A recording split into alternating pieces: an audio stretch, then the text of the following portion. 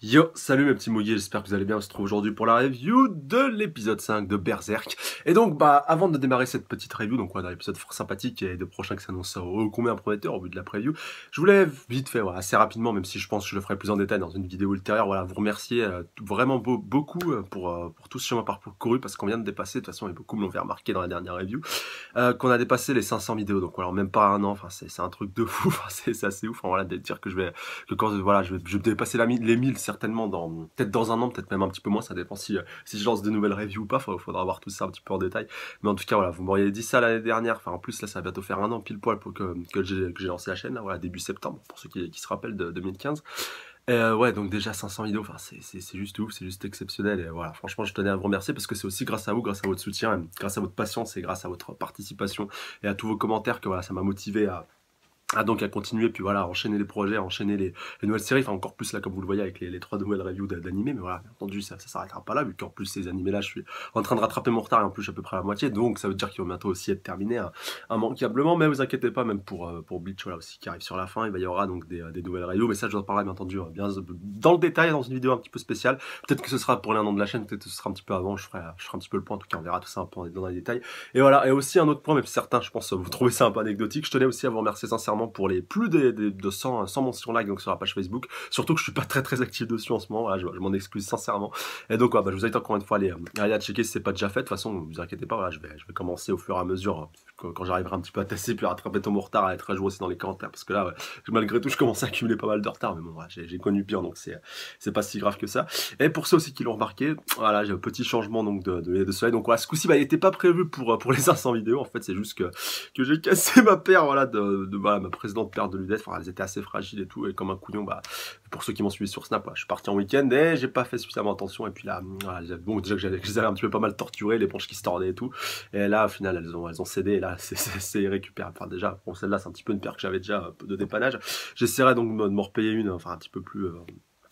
solide, parce que celle-là, je vous avoue qu'elle glisse pas mal, donc voilà, comme j'ai envie un petit peu de garder le suspense, c'est assez peu pratique, mais bon, voilà, on va dire que ça dépanne bien, et puis on verra dans un avenir plus ou moins lointain pour les remplacer par une nouvelle paire. En tout cas, dites-moi si elle vous plaît celle-là, parce que moi j'aime bien la couleur, j'aime bien la teinte, même si les précédentes, donc violet un petit peu, ça c'était pas mal, mais bon, là, ça change un petit peu le visu par rapport au rendu, donc que je peux avoir, comme vous le savez, vu que j'ai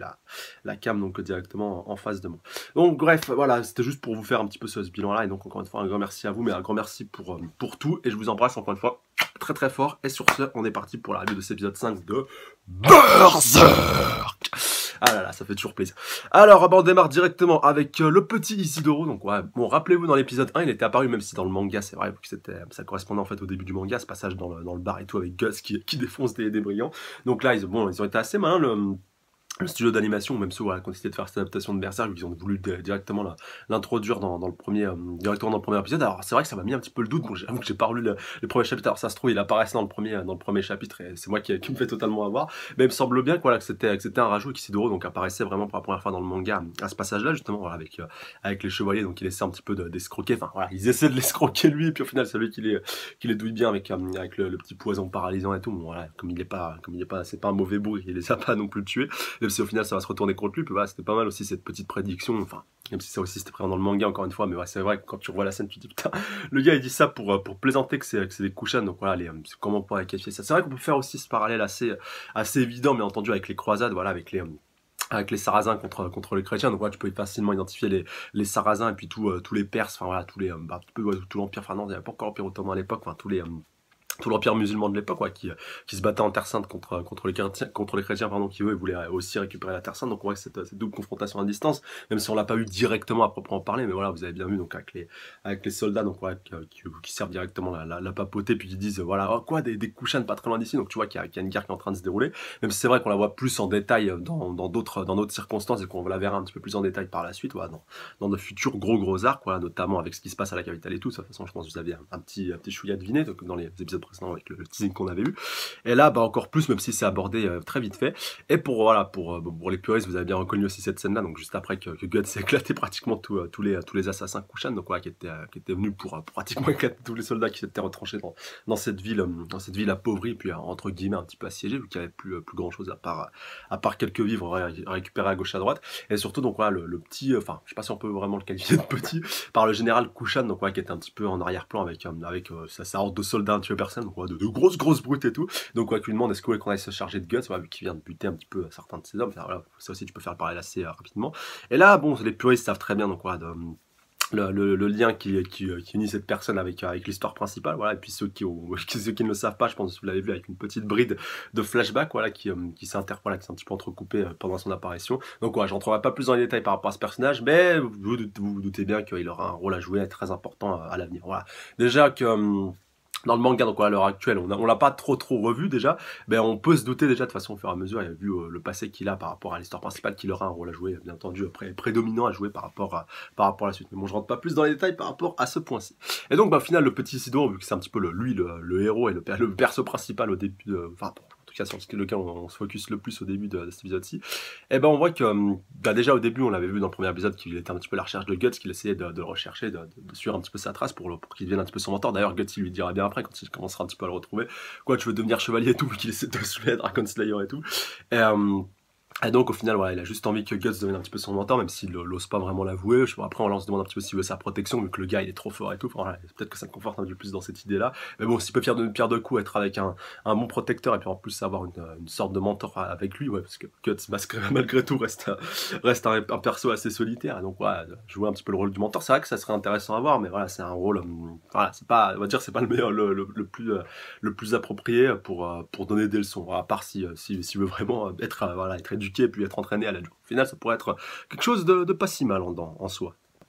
Et maintenant que j'y pense, bah, ça va pouvoir me permettre de terminer directement cette partie sur Guts et puis sur Isidore et puis aussi Pug, donc, qui a réussi à le démasquer, qui lui assurait bien toutes ces provisions qu'il avait gardé un petit peu pour lui. Et surtout, voilà, le fait qu'il avoue à Guts son projet, pourquoi il le suit depuis tout ce temps, voilà, puis surtout Guts, voilà, et Pug qu'il avait bien repéré qu'il le suivait, donc ouais, il lui demande pourquoi tu me suis et tout. Donc ouais, pour la finalité que je vous ai dit. Et au final, bah, Isidore qui va être confronté assez rapidement au quotidien de Guts, vu que la nuit commence à tomber, au moment en fait où il l'a retrouvé. Et surtout, bah, le fait, voilà, par rapport à l'épée que lui, il arrive même pas à la soulever à deux mains. Enfin, il arrive à la soulever, mais vraiment chaud, alors que Guts, lui, il arrive à la soulever à une seule main. Donc, voilà, le gamin, il se doutait que Guts, enfin, soit que Guts était quelqu'un vraiment surhumain, ou alors que l'épée n'était pas si lourde qu'elle avait l'air, vu qu'il l'a manipulée avec une seule main. Donc, voilà, il a eu vite fait sa réponse. Et encore plus, donc, voilà, avec les démons qui commencent à apparaître dans la nuit, enfin à la nuit tombée, et donc un petit peu connaître le quotidien de Guts, et en plus c'est voilà, un petit peu comment on pourrait qualifier ça, les morts vivants qui reviennent un petit peu à la vie, les âmes qui se repointent pour un petit peu hanter la nuit de notre cher Guts, sont pas des gens anodins, mais qui sont apparus directement dans la review, dans l'épisode précédent, excusez-moi, avec après donc il soit fait littéralement éclater puis massacré par Mosgoose, donc voilà, le Mosgoose, voilà, prononcez comme vous voulez, donc voilà, le sort de cardinal avec son gros chapeau et puis sa tête assez folle, voilà, vraiment qu'on va retrouver aussi dans cet épisode-ci, qui est un petit peu le supérieur hiérarchique de Dame Farnèse, en tout cas par rapport à tout ce qui tourne autour de la tour du châtiment et de l'endroit où il se trouve actuellement, même si je crois que hiérarchiquement Dame Farnèse lui est un petit peu supérieur au niveau de la hiérarchie, même si dans les faits, voilà, c'est tu vas pas aller, je pense, aller lui imposer tes règles, voilà, même le pape, je pense pas qu'il pourrait lui imposer ses règles aussi facilement, voilà, vu quand tu vois le mec, comment c'est un fanatique, mais abusé, voilà, à un point, mais c'est assez ouf, voilà, de toute façon on abordera à ce point-là après, vous inquiétez pas, mais donc voilà, par rapport à ces personnes-là qui ont été torturées et massacrées au moment de leur mort, voilà, même carrément démembrées pour aller coller le reste de leur buste à l'intérieur de ces trous. D'ailleurs, châtiment qui avait été exigé par Dame Farnèse, voilà, ça ne s'invente pas. Et je pense, voilà, qu'en plus, quand tu vois sa réaction qu'elle a eue dans cet épisode-ci par rapport à la torture et tout, voilà, ça va un petit peu la refroidir par rapport au châtiment qu'elle a infligé. Et peut-être elle va peut-être changer son fusil d'épaule en continuant de voir justement les agissements de Mosgoose, parce que je peux vous assurer que c'est que le début. Et là, franchement, et pourtant, c'est du très lourd pour du début. Mais on va enchaîner directement sur cette partie-là, on va rentrer un peu plus en détail sur tout ça. Et donc, bah, ça démarre directement avec le retour au pied donc, de la tour du châtiment, donc qui fait un petit peu aussi office de monastère, de séminaire, tout ce que vous voulez. Donc, avec cette immense tour assez ombreuse, donc voilà, assez effrayante, assez sournoise, assez machiavélique, comme justement, bah, on va le voir un peu plus en détail dans cet épisode-ci, et encore plus, encore une fois, dans les prochains. Mais donc, directement avec la troupe, avec cette petite troupe de cavaliers, donc des chevaliers, donc des chaînes sacrées, donc qui est directement sous le commandement de notre chère Dame Farnèse nationale, donc qui devait se rendre à la tour donc, du châtiment pour aller livrer, si vous voulez, leur petite commande et les petites réserves pour pour un petit peu pour nourrir tout le personnel de la tour, donc voilà, Mosgus compris. Et donc, qui se font arrêter par tout un groupe d'hérétiques, donc vous avez bien compris, ils avaient tous été entassés là. En plus, il y a la grosse chasse aux sorcières qui est un petit peu en cours, donc c'est pour ça qu'ils ont rassemblé et réuni autant de monde. Et donc voilà, qui sont un petit peu aussi entassés dans des campements, même si voilà, il se passe des choses pas très catholiques, comme on le verra un petit peu après, n'est-ce pas, bande de pervers. Et surtout que c'est que le début par rapport à ce point-là. Si vous avez vu l'épisode 6 ou même la preview, je pense que vous devez un petit peu vous en douter de ce qui va se passer, même si je rentrerai, enfin, même si on verra ça bien entendu dans la prochaine review. Mais en tout cas, par rapport à tout ce qui touche, voilà, cette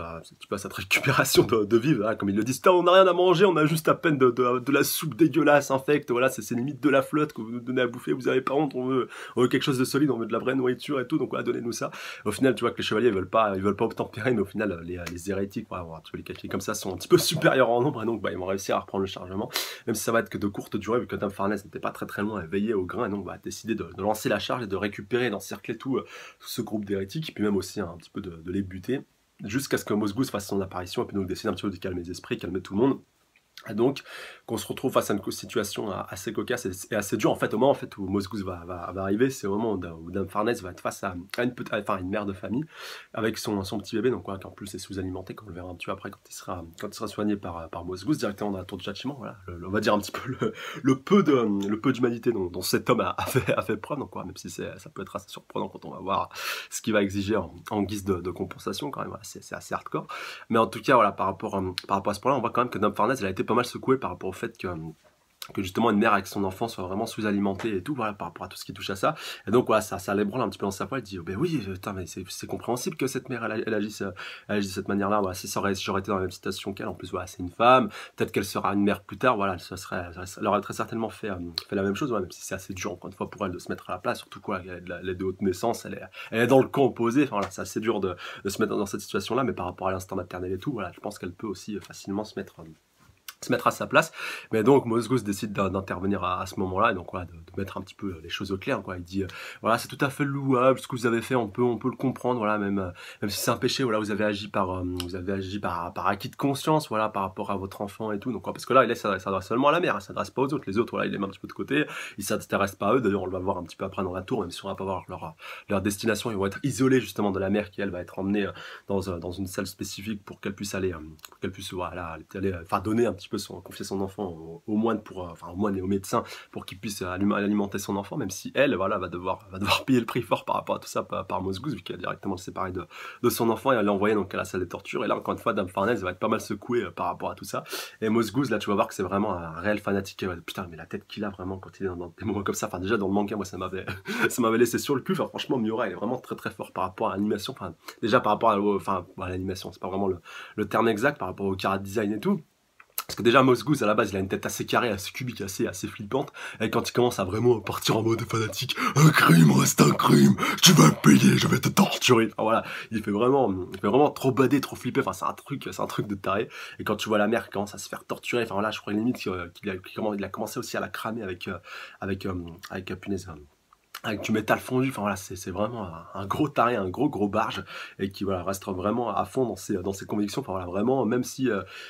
voilà, la situation, si vous voulez, elle exigeait qu'on devait commettre voilà, un acte un petit peu répréhensible, voilà, mais un acte quand même, ils ont tué personne, hein, ils ont juste voulu récupérer un petit peu de nourriture, et bah voilà, le mec il décide quand même d'aller de les foutre à la torture, voilà, de les massacrer, et puis de faire un petit peu tout ce qui lui plaît, voilà, toutes les horreurs incommensurables, et comme il le précise, voilà, la justice divine, et puis tout ce qui touche à notre religion aussi, et c'est un petit peu aussi ce côté-là, voilà, le fait qu'on torture tout ça. Et il faut aussi comprendre par là, parce qu'il y a aussi, bien entendu, des références concrètes à ce qui a pu se passer à notre époque, à ce qui a pu se passer dans le passé, avec l'Inquisition, donc qui a été mis en place, si je dis pas de bêtises, à l'époque, un petit peu avant l'époque de la Renaissance, donc vers 15e, 16e siècle, donc c'était surtout présent en Espagne. Je crois que c'était la reine Isabelle la Catholique qui avait mis ça en place, donc je vous laisse aller checker sur Wikipédia si ça vous intéresse. Et l'Inquisition, c'était vraiment ça, voilà, c'était la police, si vous voulez, comment on pourrait qualifier ça, la police des tortures, on pourrait qualifier ça de la chrétienté, et ils étaient vraiment intransigeants, donc il y avait des chasses aux sorcières, ça aussi c'était des points qui étaient assez similaires, contre les hérétiques aussi, voilà, ils étaient, ou ceux même qui péchaient, comme on le verra un petit peu plus tard, même dans les prochains épisodes, il y a aussi, voilà, c'est aussi voilà, très répréhensible, tu risques voilà, de prendre pas mal cher. Et technique de torture n'avait rien à envier à ce que Mosgood était en train de faire. Donc, enfin, ça, faut vraiment prendre ça aussi en considération, que c'est pas quelque chose qui est totalement inventé et qui est sorti du chapeau de Miura. Voilà, enfin, du chapeau. Vous avez bien compris que c'est voilà, c'est quelque chose qui est vraiment tiré de quelque chose de concret et qui s'est passé par le passé. Voilà, c'est juste pour clarifier ce point-ci. Et vous verrez de toute façon, encore une fois, dans les prochains épisodes, que ce n'est que le début, malheureusement. Sauf si bien entendu vous êtes fan de torture. Là par contre vous allez être servi d'héritiers. Voire que vous aussi vous êtes quelque part des bandes de pervers, hein, des pervers voilà un petit peu déviants qui partaient un peu loin. Non voilà je rigole bien entendu après. Chacun a ses délires. Mais, donc par rapport à la suite, on va retourner donc du côté de Casca et plus précisément de la petite Luca, donc ouais, qui s'est occupée d'elle. Donc ouais, rappelez-vous dans la fin de l'épisode précédent, celle qui l'avait sauvé une extrémiste après qu'un chevalier l'ait pris un petit peu pour une folle. Et donc ouais, après un petit peu d'une folle à une sorcière, il y a qu'un pas quelque part. Enfin, un petit peu, on peut aussi se faire parler ce parallèle là. C'est pour ça aussi qu'elle a envie de la protéger, qu'elle a pas envie qu'elle finisse là-dessus. Enfin, j'entends par là qu'elle peut être aussi considérée comme sorcière vu qu'elle est un petit peu faux folle. Enfin voilà, Mosgouz lui il va pas aller se casser la tête si elle rencontre Casca, ça va être aller au bûcher et puis dégage, voilà, vu que t'es pas normal, vu que t'es pas consciente. Alors que encore une fois, voilà, Casca, vous savez bien qu'elle est encore sous un choc un petit peu post-traumatique, mais voilà, qui est quand même assez, qui dure quand même depuis pas mal de temps et qui va être très très dur à soigner, de toute façon ça vous en doutez bien. Et donc voilà, par rapport à tout ça, donc Luca qui décide comme c'était un petit peu sa profession, ça je pense pas mal de vous ont dû être choqués, donc au début de cet épisode-ci, à part ceux qui ont lu les bouquins bien entendu, donc voilà, comme quoi elle était une bonne prostituée, donc voilà, quand même qui arrive à bien entretenir ses clients, donc voilà, elle n'avait pas n'importe qui avec elle sous la tente, voilà, sous l'oreiller, si je peux m'exprimer ainsi, vu que c'était indirectement des soldats de Farnèse, en plus quelqu'un de haute naissance, ça on l'avait appris directement par Serpico et puis par Hazen, donc le chevalier un petit peu au service de Dame Farnèse, comme quoi s'il n'y a que des gens de haute naissance, donc ils composent la garde directement rapprochée de Dame Farnèse, donc avec les chevaliers des chaînes sacrées. Et d'ailleurs le gars il n'a pas vraiment une énorme considération par rapport à Dame Farnèse, donc il dit juste de toute façon c'est elle qui nous dirige, mais elle a aucun commandement, enfin elle a aucun commandement, elle a aucune qualité propre, voilà, c'est pas une vraie leader, simplement parce que le leader de cet ordre-là, des chaînes des chevaliers, de l'ordre des chevaliers des chaînes sacrées, ça a toujours été une femme, donc voilà, c'est pour ça qu'elle s'est retrouvée ici, et bon, voilà, on va pas commencer à me saouler. Et donc t'inquiète pas pour ça parce que Luca lui dit putain mais ouais, si tu te fais choper ici tu vas avoir des problèmes et tout, tu vas sûrement passer pour hérétique et tout, enfin tu vas vraiment tu vas sûrement avoir un châtiment très très dur. Et donc ouais, au final il lui dit non voilà t'inquiète pas et tout, donc ça va bien s'arranger. Il lui propose même après voilà vu que Casca va faire quand même irruption au pire moment, donc voilà, le gars il a commencé à flipper, il dit oh putain c'est quoi ça. Et donc Luca qui a décidé de prendre Casca sous son aile, ça je pense que vous l'avez bien compris en disant donc c'est sa petite sœur, alors qu'elles sont pas du tout la même couleur de peau. D'ailleurs Luca qui avait la bonne idée voilà, de mettre des bandages autour de Casca pour dire qu'elle avait la syphilis, voilà, qu'elle avait chopé une maladie voilà, à cause justement de ces pratiques-là et que voilà, elle risque donc de contaminer, d'être un petit peu voilà, pour éviter simplement que les gens s'approchent d'elle, parce qu'elle a bien vu quand même qu'elle avait une certaine beauté et du coup voilà, qu'elle laisserait pas les gens indifférents, enfin surtout les hommes indifférents. Et donc voilà, pour la protéger, elle a décidé de lui mettre tous ces bandages, même si on voit que Casca à un moment donné commence un petit peu à les perdre, donc elle lui dit allez remets-moi ça, enfin elle lui remet en lui disant donc, quoi, que c'est un petit peu son assurance vie. Et donc Luca, comme on le voit un petit peu après, qui est aussi une personne voilà, très intéressante et puis aussi qui n'hésite pas donc à partager tout ce qu'elle obtient. Donc voilà, on le voit très bien avec le collier donc voilà, quand même une certaine valeur que lui offre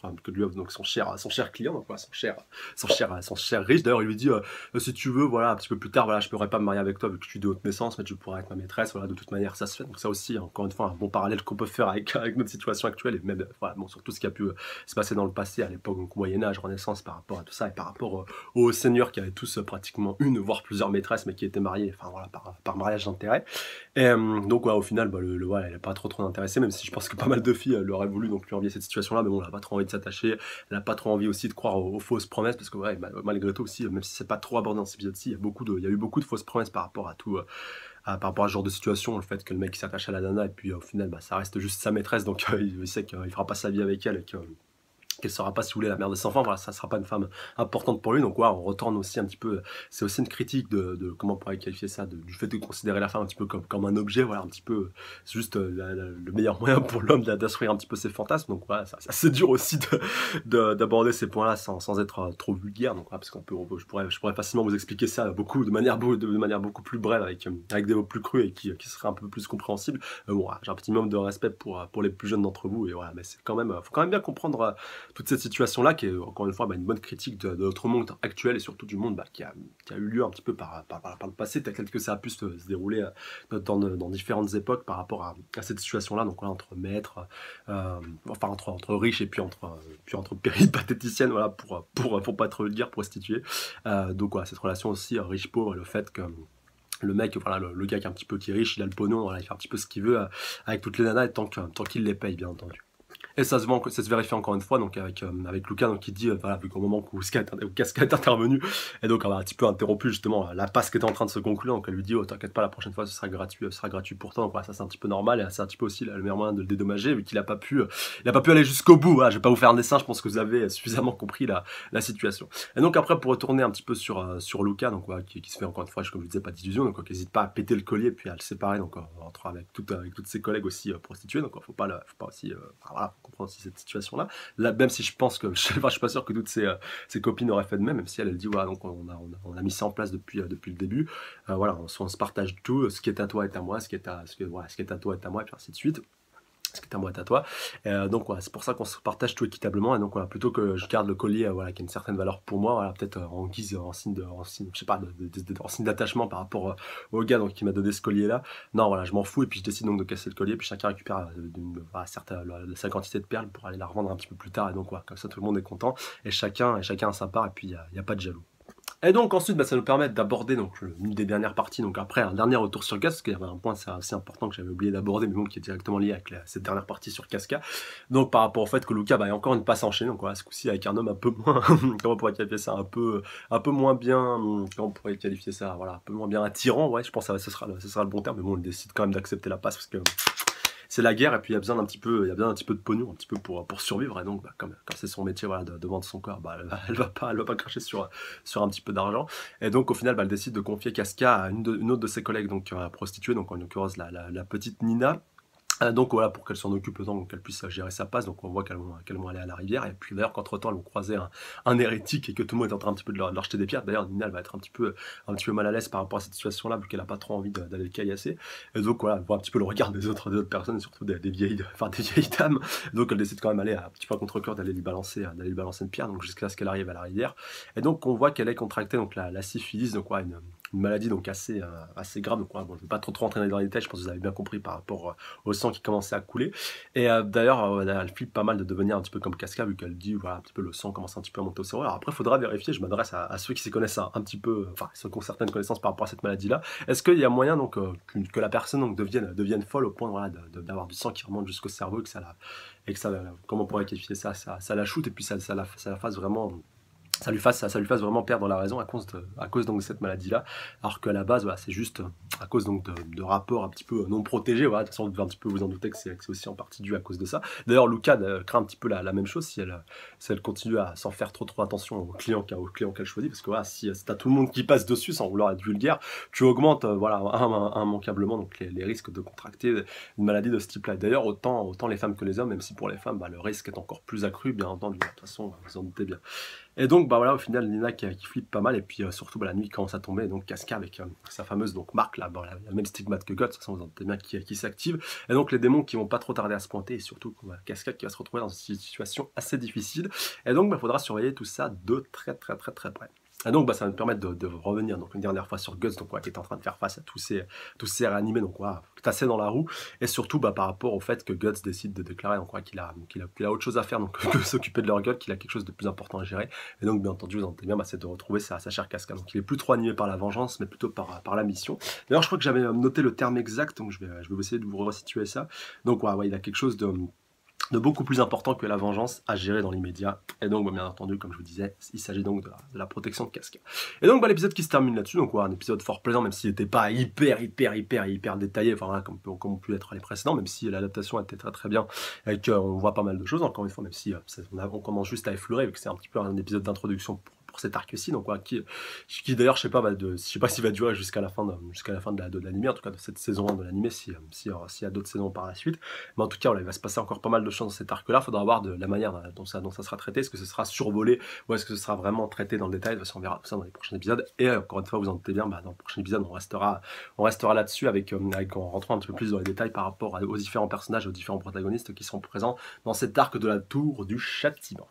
Et donc, bah, sur ce, je vous embrasse très très fort. J'attends donc vos réactions dans les commentaires par rapport à tout ça. Donc, votre avis global par rapport à cet épisode, par rapport à la partie qui a été adaptée. Est-ce que pour vous, c'est bien fidèle par rapport au manga? Est-ce que vous avez été un petit peu déçu par rapport à la censure ou autre qui a été un petit peu plus présente à votre notamment durant la partie un petit peu coquinette? Voilà, si on peut la qualifier ainsi. Ou est-ce que voilà, ça vous suffit amplement? Est-ce que la qualité, le CGI, voilà, est encore une fois à la hauteur et là, même au niveau de l'animation de manière globale? Donnez-moi tous vos avis et vos détails dans les commentaires par rapport à tout ça. Et sur ce, je vous dis à la semaine prochaine, enfin, ou même un petit peu avant, sûrement pour la suite des reviews, même très certainement avant. Et donc, bah, d'ici là, prenez soin de vous. Salut à tous. Sayonara!